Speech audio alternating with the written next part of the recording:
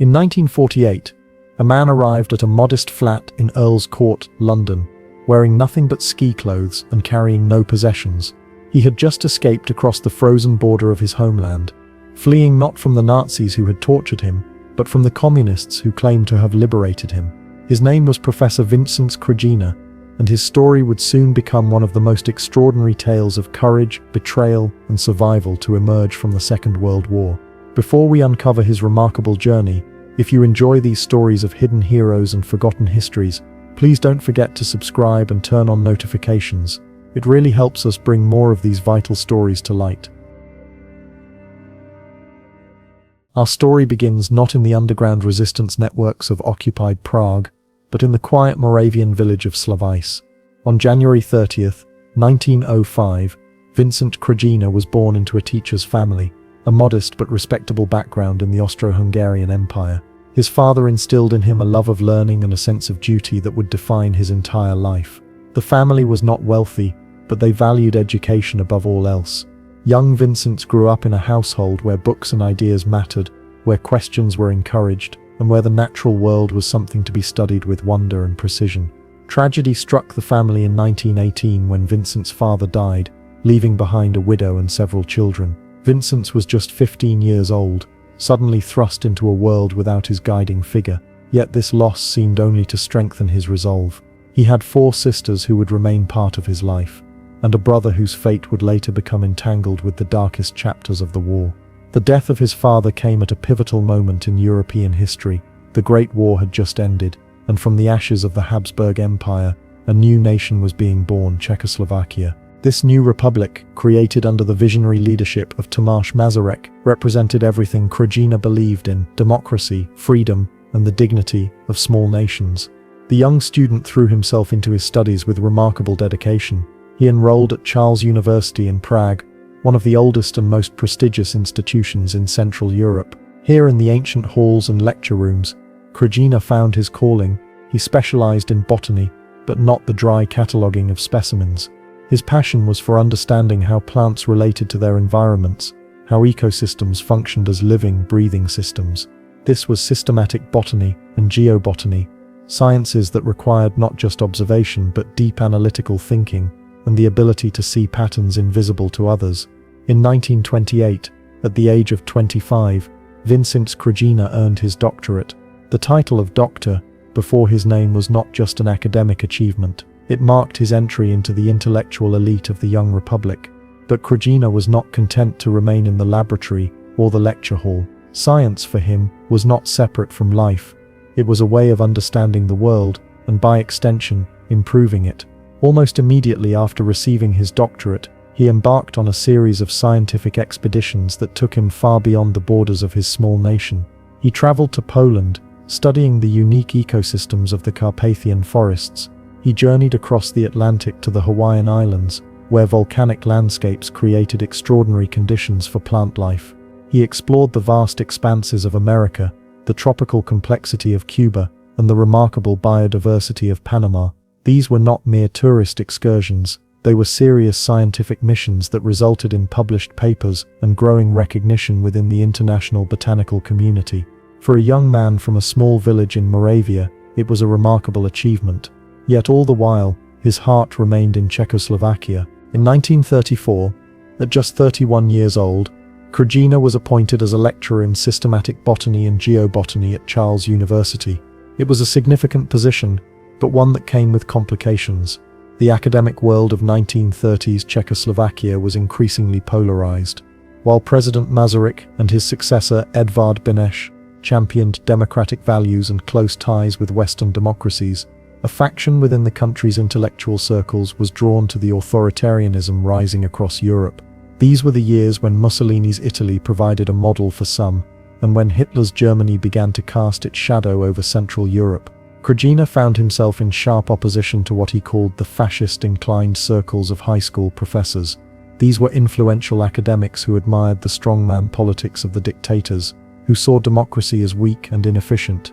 Krajina's public stance against them was brave but costly. In the competitive world of university politics, such opposition became what he later described as an obstacle to a quicker scientific career. Promotions that might have come more easily went to others. Research funding became harder to secure, yet Krajina refused to compromise. He had allied himself firmly with the democratic tradition of Masaryk and Beneš, and he would not waver. These political commitments were not merely abstract. They were about to become matters of life and death. In September 1938, the Munich Agreement shattered Czechoslovakia. Britain and France, desperate to avoid war with Nazi Germany, agreed to Hitler's demands for the Sudetenland, the German-speaking border regions of Czechoslovakia. President Beneš, abandoned by his allies, was forced to accept the amputation of his country. But Munich was not just a territorial loss, it was a betrayal that revealed the terrifying isolation of small democracies in a world dominated by great powers. For Krajina, Munich was a turning point. The 35-year-old botanist could no longer simply teach and conduct research while his country was being dismembered. Within weeks of the Munich Agreement, he joined an underground movement organization known as the Political Center. This was no romantic adventure, it was a calculated decision to risk everything. The organization soon established contact with Edvard Beneš, who had resigned as president and fled to London. From his exile in Britain, Beneš became the symbol of Czech resistance and the hope that the Republic might someday be restored. In March 1939, Hitler tore up the Munich Agreement and invaded what remained of Czechoslovakia. The provinces of Bohemia and Moravia became the protectorate, directly controlled by Nazi Germany. Slovakia became a puppet state. The brief 20-year experiment in Czechoslovak democracy was over. In Prague, the Gestapo established its headquarters and began hunting for those who might resist. Professor Krajina, who had spent years studying the delicate balance of ecosystems, now found himself part of a different kind of system, one of codes, dead drops, secret meetings, and constant danger. From 1939 onward, Krajina became the head of the news service organization for the resistance in Czechoslovakia. This was not a symbolic role. In the age before computers and the internet, gathering intelligence required networks of brave individuals willing to observe, record, and transmit information at enormous personal risk. Krajina proved to be a master of this work. His scientific training, his ability to observe carefully, to analyze patterns, to work with precision, translated perfectly into the world of espionage. In January 1940, he achieved something remarkable. Working together with the Army Underground Movement, he established a central resistance organization called UVOD. The name meant Central Leadership of Home Resistance, and it represented an attempt to unify the various resistance groups that had sprung up across the occupied territories. Most non-communist resistance organizations eventually joined UVOD. Only the communists kept away, maintaining their own separate networks and following orders from Moscow rather than London. This division would have profound consequences in the years to come. Perhaps Krajina's most significant achievement was establishing the only radio-telegraphic contact set up from the home front underground, without help from resistance bodies abroad. In an occupied country where possessing a radio transmitter meant certain death, Krajina and his team managed to build and operate a clandestine communications line that functioned between 1939 and 1943. Through this invisible thread connecting occupied Prague to the free world, vital intelligence flowed. The scale of the operation was extraordinary. With the help of only a small number of trusted assistants, Krajina sent more than 20,000 dispatches to Czechoslovak embassies and legations in Poland, France, Romania, Yugoslavia, and Palestine. He personally deciphered approximately 8,000 incoming messages. These were not trivial communications. They disclosed the coming plans of the Germans with remarkable accuracy. It was Krajina's network that provided the Allies with warning of Germany's intention to invade Scandinavia, the Low Countries, and France. When Hitler prepared to break his pact with Stalin and invade the Soviet Union, it was again Krajina who sent the first warning westward. The Allies made good use of this information, though they could not always act on it without revealing their sources. For the underground workers in Prague, there was no glory, no recognition, no medals, only the knowledge that they were fighting back in the only way they could, and the constant fear of discovery. By 1941, the Gestapo knew there was a highly effective resistance network operating in Prague, and they became relentless in their search for its leaders. They offered a reward of £5,000 for Krajina's capture, an enormous sum that could tempt even loyal Czechs struggling under occupation. The professor became a ghost, moving from safe house to safe house, never staying in one place for long. He had to abandon his university position, his research, his normal life. He lived under false names, relied on the courage of ordinary people who risked their own lives by sheltering him, and worked constantly despite the knowledge that discovery meant not just death but torture first. One incident reveals both the danger he faced and the luck that kept him alive. He was in a house in the suburbs of Prague when the Gestapo surrounded it. They hammered on the door, certain they had their man. As the door was opened, Krajina did the only thing he could. He scrambled up a wide chimney, emerging onto the rooftop covered in soot, and ran across the tops of several houses before dropping down into another street and disappearing into the city. But luck can only last so long.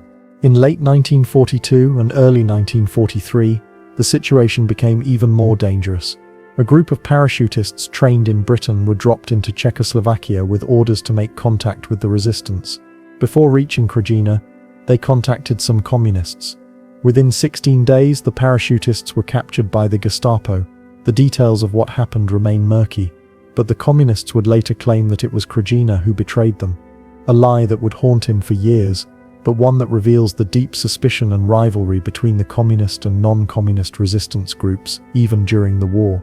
The Gestapo was closing in. They seized a head teacher connected to Krajina's network and made him a terrible offer. Governor Karl Hermann Frank himself, the brutal Nazi administrator of the Protectorate, told the teacher that they would raze 4 areas like Lidis unless he revealed Krajina's whereabouts. Lidis was fresh in everyone's memory. In June 1942, after the assassination of Reinhard Heydrich, the Nazis had completely destroyed the village of Lidis, murdering all the men and sending the women and children to concentration camps. The threat to do this to 4 more villages was not idle. The teacher, faced with the potential death of thousands, gave the Gestapo a clue that led them to Krajina's hiding place. Krajina received a warning: give yourself up within 3 days, or the reprisals will begin. For a man who had spent 4 years fighting the Nazis, who had sent thousands of messages that saved Allied lives, the decision must have been agonizing, but he ignored the warning. He would not surrender voluntarily. On January 30th, 1943, his 40th birthday, scores of Gestapo men and Czech policemen, acting under their orders, surrounded the house at Tyranny, where he was hiding. There was no escape this time. Professor Krajina reached for the potassium cyanide he always carried, the final escape that many resistance workers chose rather than face Gestapo interrogation. He swallowed the poison, but the Gestapo knew he would try this. They had prepared for it. They seized him, pumped out his stomach, and kept him alive. They wanted him alive, at least for now. Krajina was taken to Prague, to the dreaded Petchek Palace, which the Gestapo had converted into their interrogation center and prison. His war was not over. In some ways, the worst was just beginning. The Petchek Palace in Prague was a place of terror. Built as an elegant banking house in the 1920s, it had been seized by the Gestapo and transformed into a factory of pain. Its basement cells echoed with screams, its corridors reeked of fear, and its interrogation rooms were where the Nazi security apparatus broke both bodies and spirits. Into this hell, the unconscious Professor Krajina was dragged on his 40th birthday, his stomach freshly pumped of poison, his life saved only so that it could be taken more slowly. But the Gestapo had another reason for keeping him alive. They brought his wife from Ravensbrück concentration camp, where she had been imprisoned for 2 years. The reunion was not an act of mercy. It was a weapon. They wanted Krajina to see what his resistance had cost his family, to understand that his wife's suffering could end or intensify depending on his cooperation. The psychological torture was as calculated as the physical kind.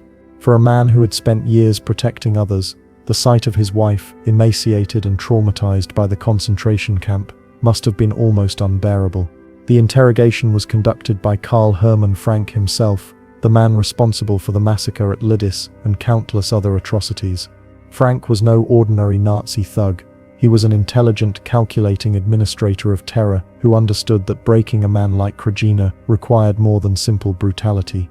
The interrogation took place in the presence of Protector Deadliest and approximately 30 Gestapo officials.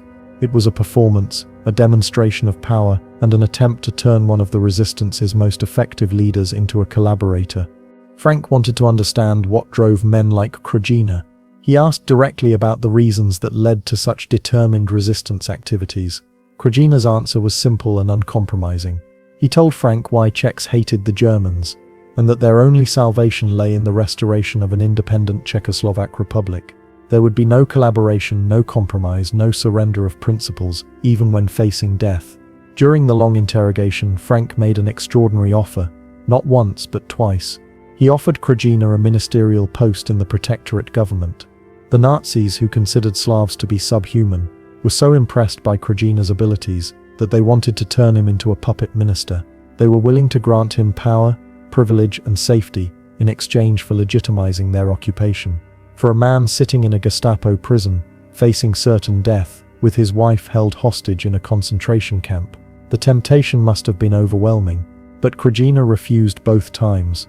Yet even as he refused to collaborate, Krajina continued to resist. From his cell in the Petchek Palace, he managed to send 2 wireless warnings to London using microwaves, an astonishing feat that speaks to both his ingenuity and the network of sympathizers who must have helped him.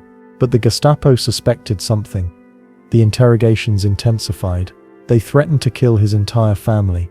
Still, Krajina refused to admit his guilt. He knew that Frank had no intention of letting him live.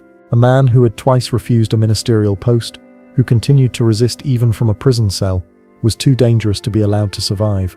In a bitter twist, Krajina was sent to Theresienstadt, known to the Czechs as Terezín. This was the concentration camp that the Nazis cynically presented to the world as a model ghetto, even making a propaganda film there to show how well Jews were supposedly treated. The reality was horror. Terezín was a transit camp where tens of thousands were imprisoned before being sent east to the death camps. It was also where the Nazis imprisoned prominent Czechs they wanted to keep alive for potential political use, but under conditions designed to break them physically and psychologically.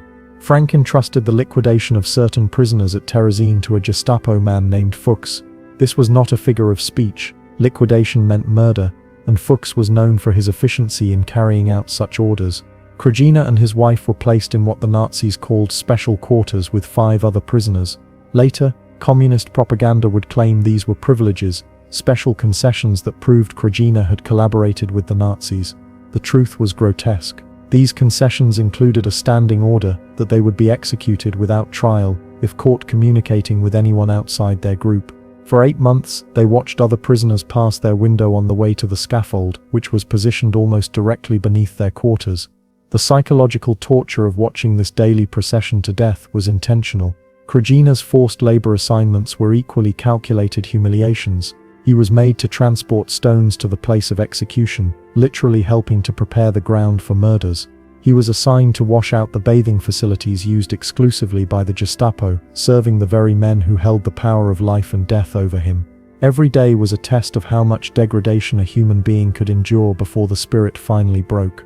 But Krajina had spent years in the underground, had built networks that saved thousands of lives, had stared down Frank in interrogation. He would not break. In late April 1945, as Soviet armies closed in from the east and American forces approached from the west, the Nazis accelerated their murder program. Fuchs gave the order for the execution of 700 inmates at Terezín.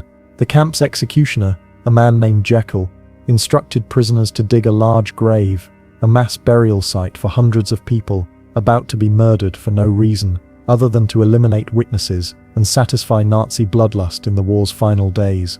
The execution list was prepared, and at its very top were 2 names, Professor Vincent Krajina and his wife. They had survived 4 years of resistance, capture, interrogation, and imprisonment, only to face execution in the war's final weeks.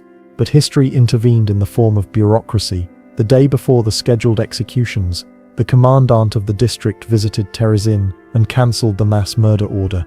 Perhaps he was already thinking of his own survival in the coming Allied occupation. Perhaps he simply couldn't see the point of murdering 700 people when Germany's defeat was days away. Whatever his reasoning, the execution was called off. Krajina and his wife, who must have spent the previous night preparing for death, woke to find themselves still alive. On May 1st, 1945, the situation took an even more surreal turn. Hitler was dead, the Nazi regime was collapsing, and the Gestapo was suddenly desperate. They brought Krajina from Terezín back to Prague with an extraordinary request. Would he meet with Karl Hermann Frank to arrange some sort of government? The plan was transparent. The Gestapo men wanted to create a transitional administration that would allow them to surrender to the Western Allies rather than the Soviets, and they needed Czech leaders to legitimize such a government. Krajina refused to meet Frank or enter any government formed by the Germans. After everything, the torture, the threats, the years of imprisonment, the near execution, he would not grant the Nazis even the smallest legitimacy in their final hours. The Gestapo imprisoned him again, this time in a small castle at Genealogy near Prague, along with several other prominent Czechs. On May 7, 1945, 6 years almost to the day since the Nazi occupation began, Krajina was liberated. The war was over. He had survived, but instead of being hailed as a hero, Krajina found himself immediately under suspicion. The communists in Czechoslovakia began spreading allegations about his national reliability. They claimed that the parachutists captured in 1943 had been betrayed by Krajina. They suggested that his survival proved he must have collaborated with Frank.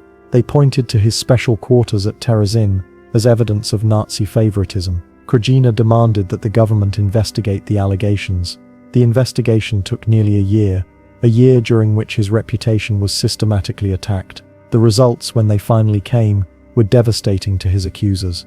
The communists had tried to manufacture evidence against him. Their chief witness was supposed to be Karl Hermann Frank himself, now in Allied custody awaiting trial. The communists approached Frank 12 times, trying to get him to sign a statement implicating Krajina. Frank refused. More remarkably, when Frank was interrogated by General Asser at Frankfurt, the general asked him whom he considered to be the most courageous man in the Czech home resistance movement. Frank's answer was unequivocal: Professor Krajina. The investigating commission found no evidence of collaboration. On the contrary, they concluded that Krajina deserved to be rewarded. Krajina accepted a professorship at Charles University and was decorated with Czechoslovakia's highest war honors, the War Cross and the Medal of Merit, First Class. On May 26, 1946, he was elected to Parliament. He was living in a flat just 100 yards from the main police headquarters in Prague. At 43 years old, Professor Krajina seemed to have finally found peace. But in February 1948, the Communist Party staged a coup d'état. Within days they began arresting their rivals. One day after the putsch, despite his parliamentary immunity, Krajina was arrested by plainclothes policemen led by a Russian policeman who spoke only Russian. The message was clear: this was a Soviet operation. Krajina's wife appealed to President Beneš personally.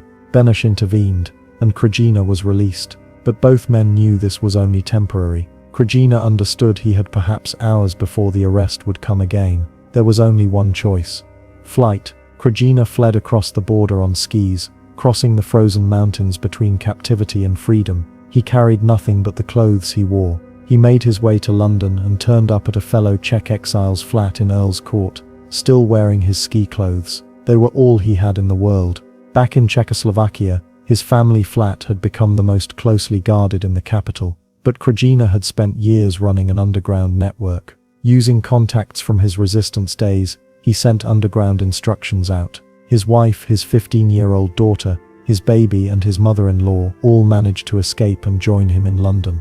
In 1948, the communist authorities sentenced Professor Vincent Krajina to 25 years imprisonment for treason.